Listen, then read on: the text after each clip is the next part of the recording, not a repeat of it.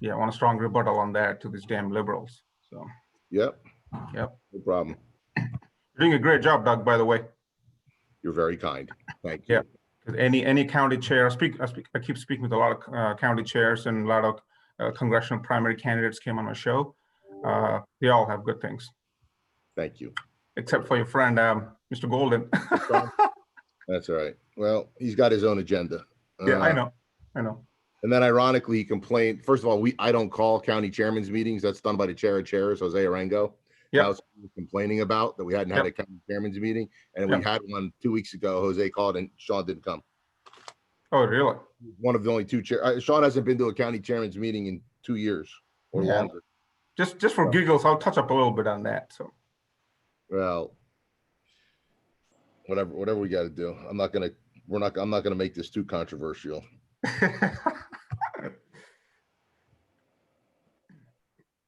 Lalesh? Ready?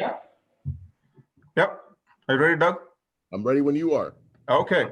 1 minute, Lalesh. Ready. Okay.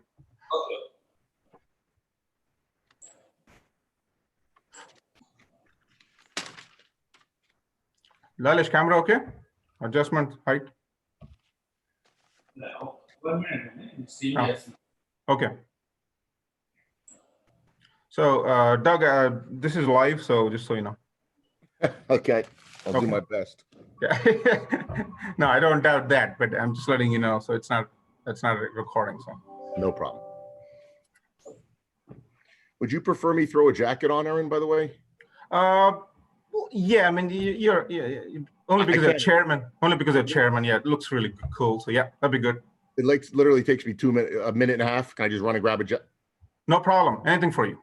No, I'm asking you. I'll grab a jacket real fast if you want me. Please, yeah, that'd be great. Yeah. One sec. Thanks.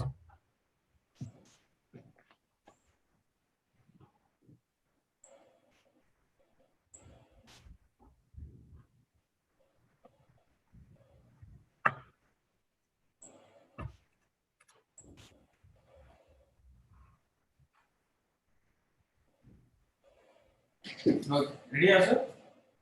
Yeah, ఒక్క second ఆయన jacket వేసుకొస్తాడు correct 1 minute లో అయిపోతుంది అతను రాగానే 30 seconds start చేసేసా number plus ఏమన్నా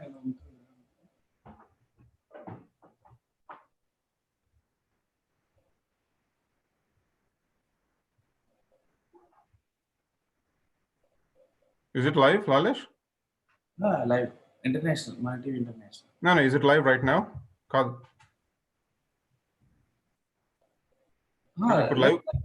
ఇప్పుడు live నడుస్తుందా?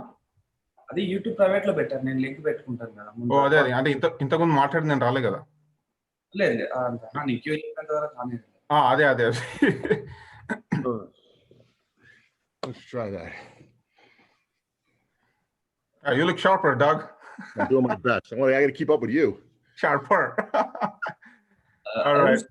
775 843 4778. Correct. Yep. Ready? Ready. 30 seconds start. 30 seconds.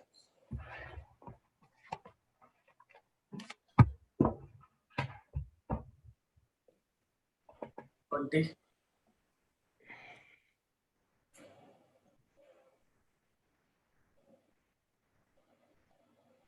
Oh, 10 seconds.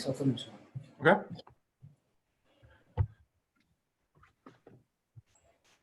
You still practice, Doug? You still practicing? Yeah, a little bit. Not as much as I used to, but yeah. All right. Okay. Or someone calling? We didn't even start the show yet.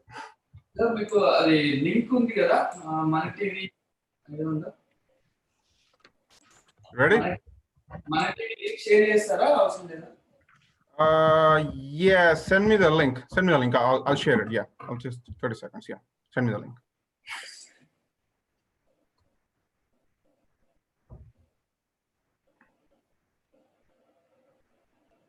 I'm going to share the link, Doug, so people can watch live. Sure.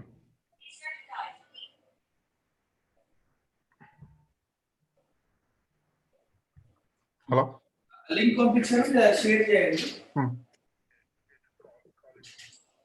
No, not really. No, but 2 minutes will be live. Okay, just 2 minutes. Okay, send me the live link. Okay, yep. Okay, let me forward this. Okay, 1, 2, 3. Next time we should forward it before the show. 4, 5. All right, knowledge done, ready. In 5 seconds, we can start.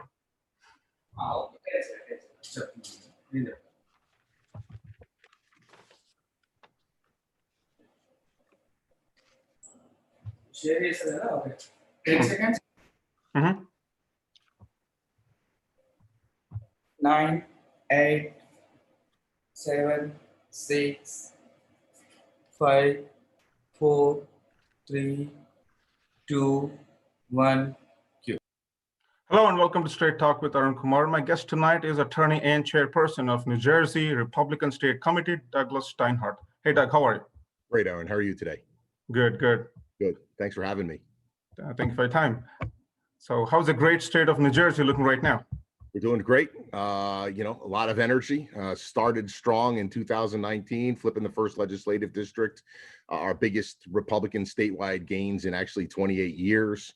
We've taken that same momentum and energy and carrying it into 2020, having lost a steady 108,000 Republicans over the last 25 years. We've actually added 113,000 new Republicans back since January 2018. Our fundraising is way ahead of where it was the same time last year, despite COVID.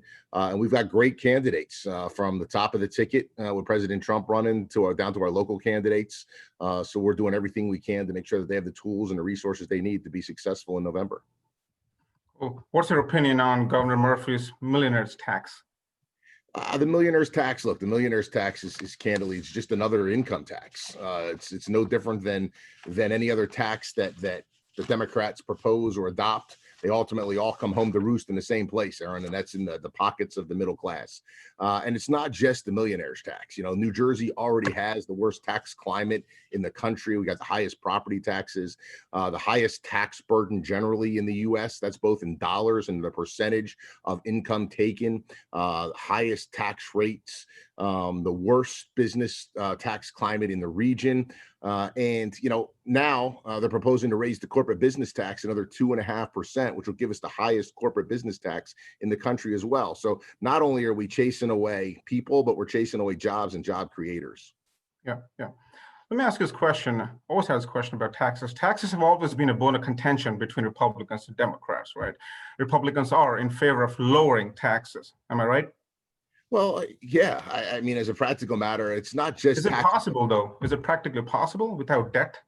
Well, no, I respectfully disagree. I mean, the problem is New Jersey has been, for as long as I can remember, living beyond its means. You have the same conversation, or I assume, around your dinner table every night. You make a certain amount of money, and you need to figure out how to stretch those dollars to make ends meet so that you don't go into debt year in and year out. Government doesn't operate by the same rules, Aaron. When it can't live within its means, it just raises taxes. It takes more from you and me, leaves you and I and our families less to live on. And when it can't do that, it does what Governor Murphy does and proposes to borrow $10 billion just to balance a budget. Government needs to do what the hardworking American families have to do every day, and that's choose to live within its means. It doesn't do that. Find me any discussion that Phil Murphy or the Democrats have had all year this year about cutting spending. Everything they're talking about is raising taxes and spending more. Right. So there's also more burden. There's also borrowing. There's also bonds. Right. There's a lot of stuff going on right now. Sure. And the problem with the borrowing is, that's money that's not being paid back just in our lifetimes. That's being stretched out over our children's lifetimes and our grandchildren's lifetimes. Look, where this COVID crisis really hit home for me, Arun, is I have 2 children. They're 22 and 17 years old. And, I don't want to be a parent or grandparent that's got to visit his kids and his grandkids on a Zoom meeting, right? Or on FaceTime or Skype because my children can't afford to buy a house in New Jersey, or they can't find a job in New Jersey, or they can't afford to start a life in New Jersey. And that's the path that Governor Murphy and the Democratic legislature has taken us on. We've had a Democratic legislature going back nearly almost 30 years now, and we lead the country in the out-migration of businesses and jobs. We can do better.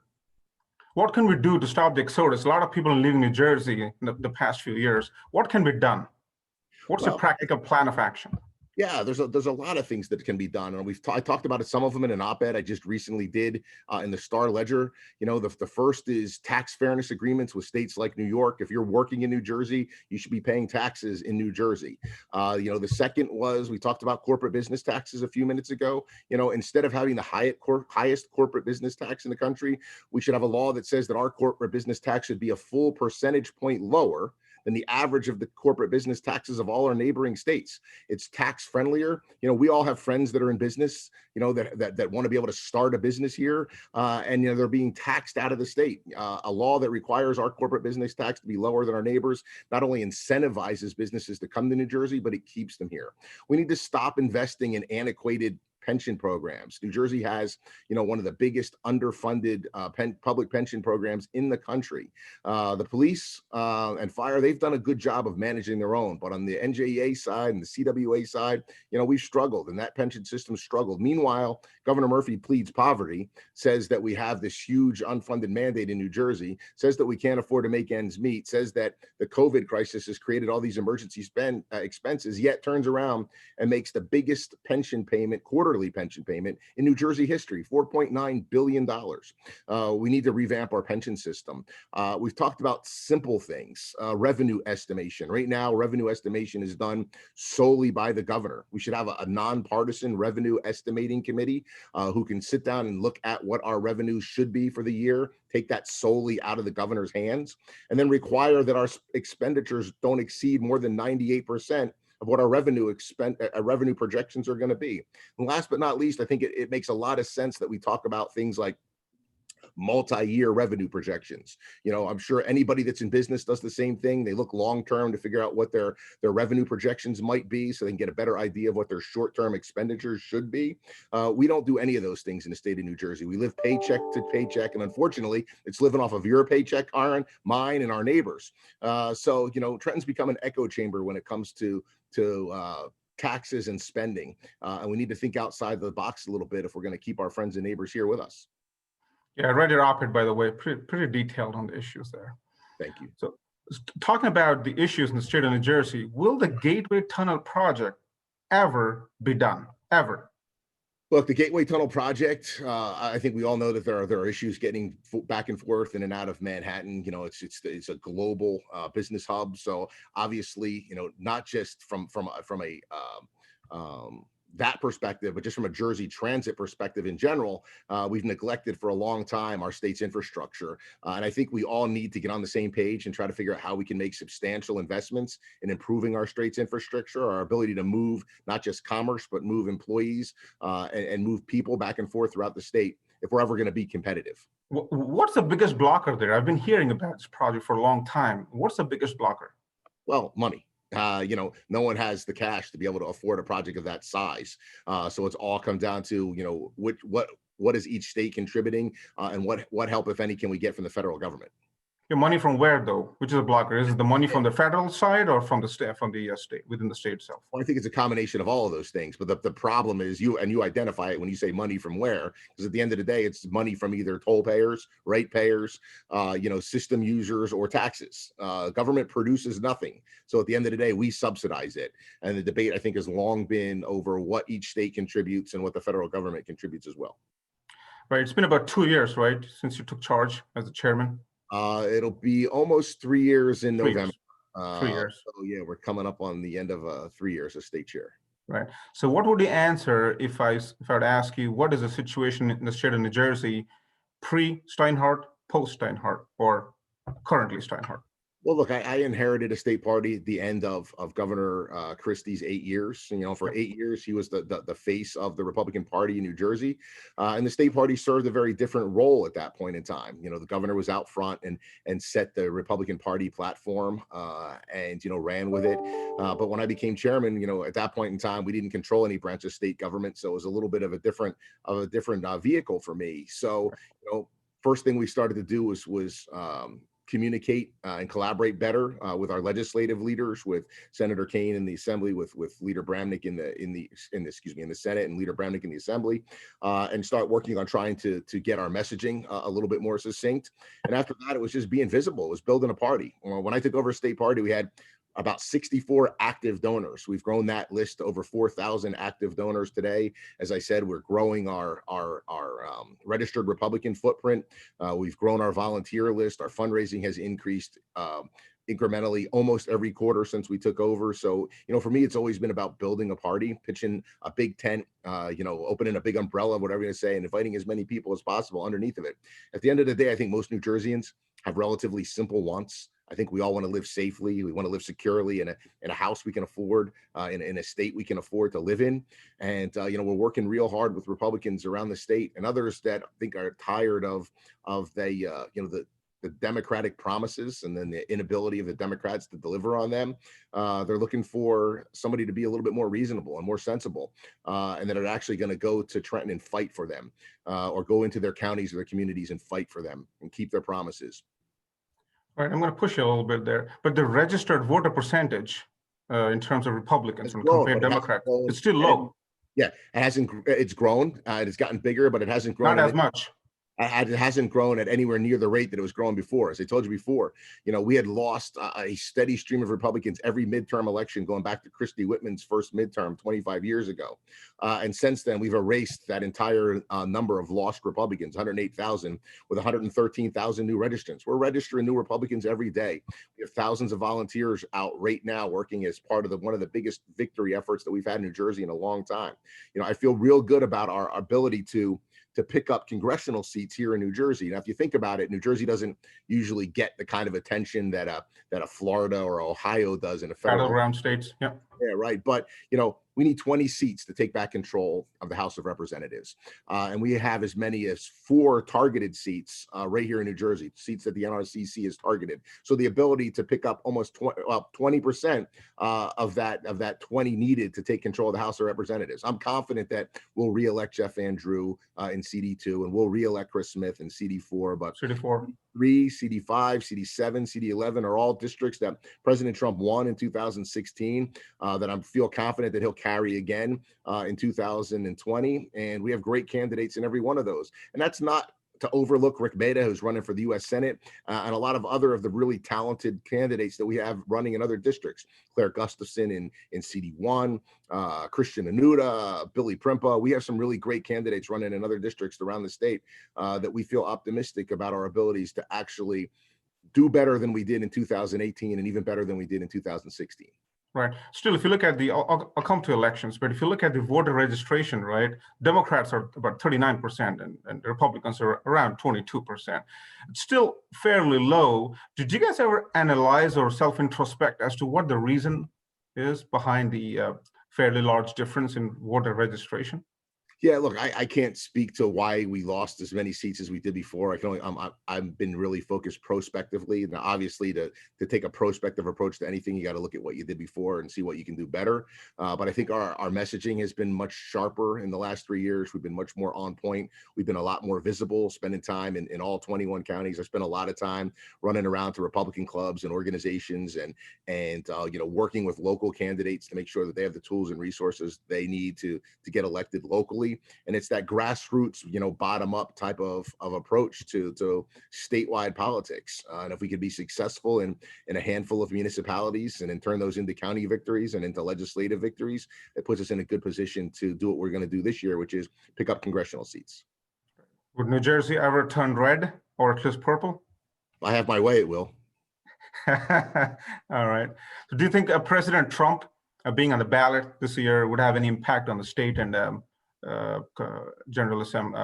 congressional races in New Jersey? Of course, and I'll take one district in particular because I've been working on this one over the last day or two, but CD11, where Rosemary Becky is challenging Mikey Sherrill. Mikey Sherrill is a congresswoman who went out and promised to be independent and has voted with Nancy Pelosi 98% of the time, amongst the highest amongst her freshman colleagues. Rosemary Becky is a fantastic candidate. She helped co-author the 529 savings plan that allows a lot of us to save money for our children to go to college. So You know, she's bright, she's articulate, she's hardworking. She's had 2 special needs children that she's tended to as she's grown her professional career. But in that district, there's a district that President Trump carried in 2016.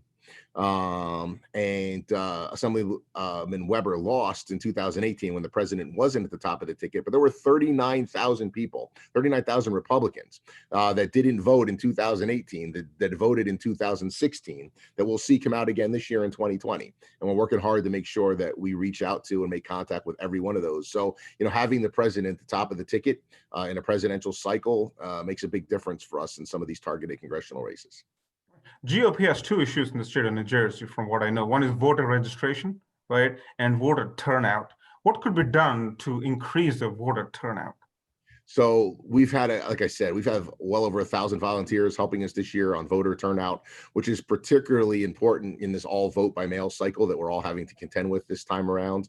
So it's a combination of, you know, phone calls, door knocks where we can do it safely, you know, electronic outreach, whether it be through social media or email, and it just a widespread education campaign. So the state party has a link. It's njgop.org/VBM for vote by mail that gives people some information on how they can get their ballots, make sure that those ballots are completed, cast, and actually track them and make sure that they're actually received. So a big part of what we're doing between now and November 3rd is engaging voters and making sure that they're actually filling out their ballots and getting to the polls to vote. As you might also know, Aaron, we joined with the Trump presidential campaign and the Republican National Committee to file a suit against Governor Murphy over the whole vote by mail scheme.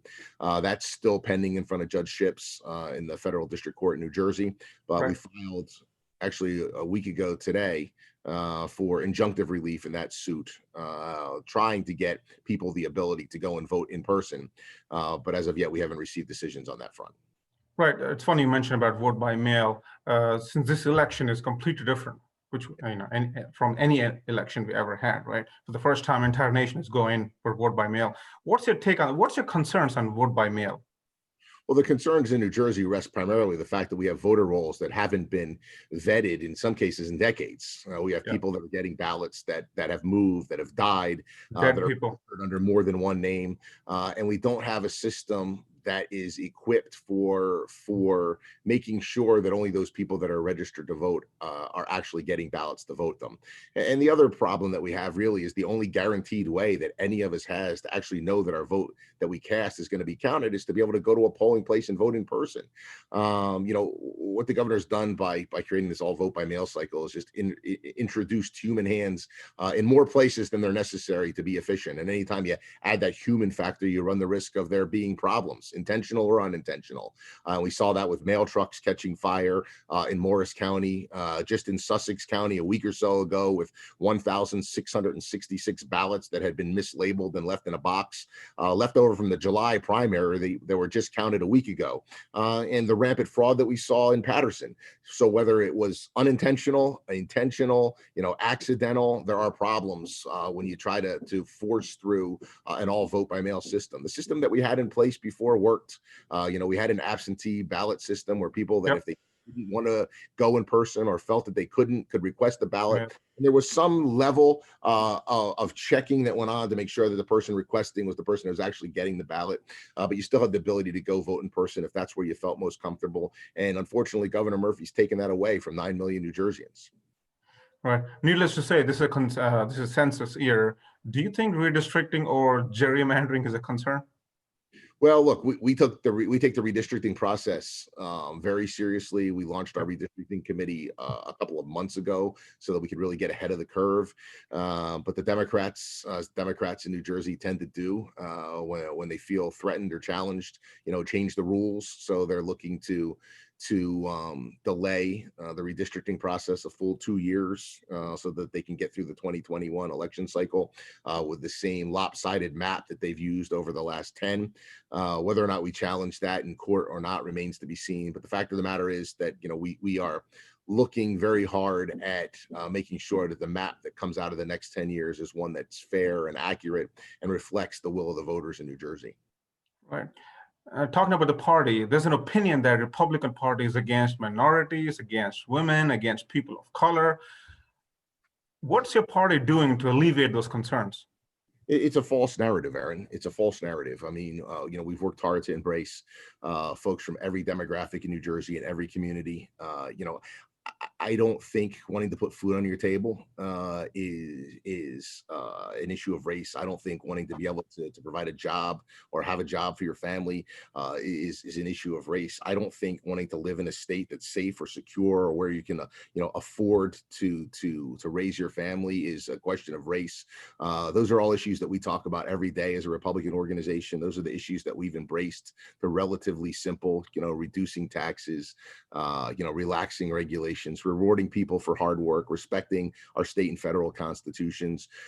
We've done, in my humble opinion, over the course of the last 3 years, a good job of growing our Republican footprint in every demographic in New Jersey, and we're going to continue to do that. I think that, as I said, there are a lot of people in New Jersey that have a lot of things in common right now, and that's wanting to live in a state that's more affordable and fighting a governor and a government at every turn that's making it harder and harder to do that. Why is that the case, though? Why is the stigma on the Republicans and not the Democrats? How did that happen? Yeah, look, I can't tell you how it happened. I can only tell you what I've been working on since I've been here, and that's making sure that that's not the case in the Republican Party, that we're running now, and I don't believe it to be. I look around at the functions that I attend. I look at the folks running for Congress with us right now. As I said, Billy Primp is a great candidate. Christian Anuda is another great candidate. Claire Gustafson, Rosemary Becky, you name it. We have a wonderful slate of folks running in every congressional district in New Jersey this time around, and that's just a small snapshot of where we've been working, but engaging in communities around the state to make sure that they understand that the Republican Party is open to them, that our goals are largely the same as theirs, and that's just, as I said before, making sure that we have a safe and affordable state for people to plant roots and live. Right. Okay. Is Doug Steinhardt in the gubernatorial race, state of New Jersey? Well, look, it's clear that Phil Murphy's failed New Jersey. He's failed at the big stuff, like managing the COVID crisis, improving the business climate in our state, creating jobs for our citizens. He sent COVID positive patients to nursing homes. He's raised taxes at nearly every opportunity. I've made sort of a joke the other day that I think every Phil Murphy sentence has a noun, a verb, and a tax increase in it. He's failed at the little stuff, turning motor vehicle into a nightmare. I'm one of those parents that had to actually sleep overnight at the Flemington Motor Vehicle Agency so my 17-year-old could get his driver's license. But our state, I think, deserves new leadership, and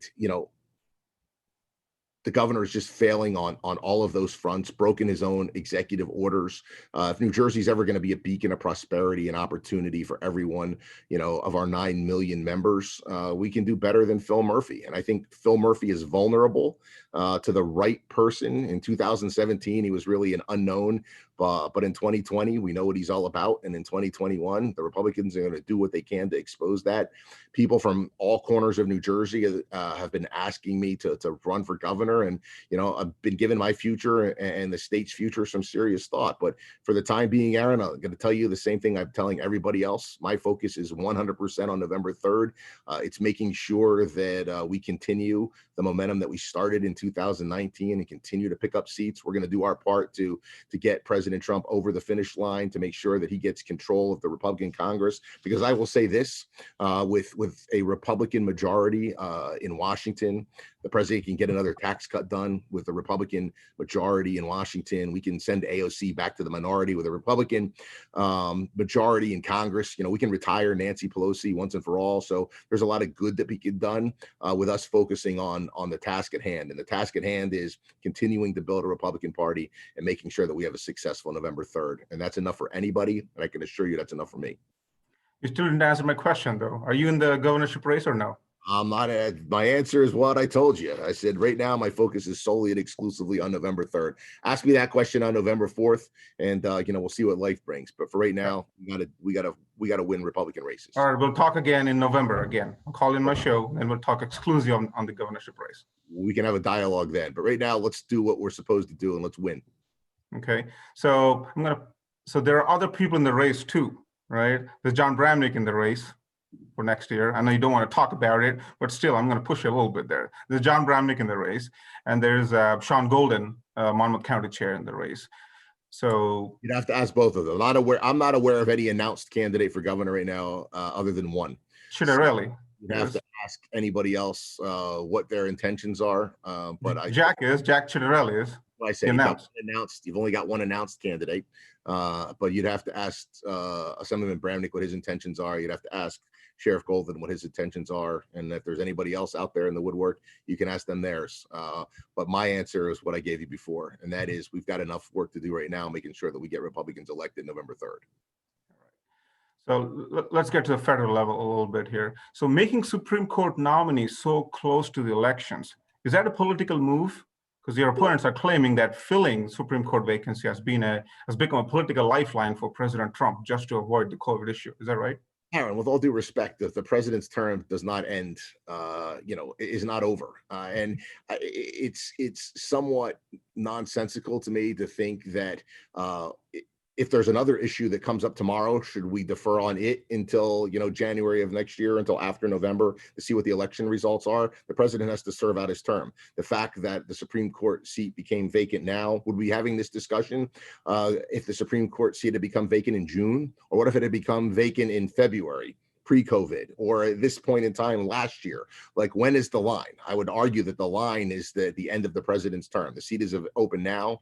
I would assume the president will move to fill it. I would assume that the Republican Senate will move to confirm. And that's the president's responsibility. No different than any other decision he needs to make or issue with which he's faced between now and the time his term ends, whenever that is. All right. Before we wrap up, do you have any message for our viewers? Yeah, look, my message is that the Republican Party in New Jersey is open for business. I think the Democrats have been over-promising for decades and under-delivering. And the extent that folks may think that the Republican Party is not for them, you just don't know that the Republican Party that we've developed and the way it's evolved over the last several years. So we're spending a lot of time networking and talking and just mingling with New Jerseyans, sharing, our stories and their stories. But as I said, at the end of the day, I think we've got a great New Jersey family here. And if I've learned anything, it's that family is worth fighting for. So, we're fighting for our Republican family. We're fighting for New Jerseyans and their families every day so that, New Jersey becomes a national leader in things other than taxes and out-migration. And it becomes a place where people want to develop their businesses, want to plant their roots, want to stay, want to raise their children, and can afford to do all those things and retire too. So, visit us online, visit us on social media, follow our messages, support our candidates, and I promise you we'll be in a better place than we will be with a state led by Democrats. I know this is a really busy time for you this time of the year, so I appreciate your time. I appreciate yours. Thank you very much. I appreciate your show, and thanks for sharing your audience with me. Thank you very much for your time. Ladies and gentlemen, that's all we have for tonight. Until next week, keep watching Monitor TV, TV5. Thank you. God bless America.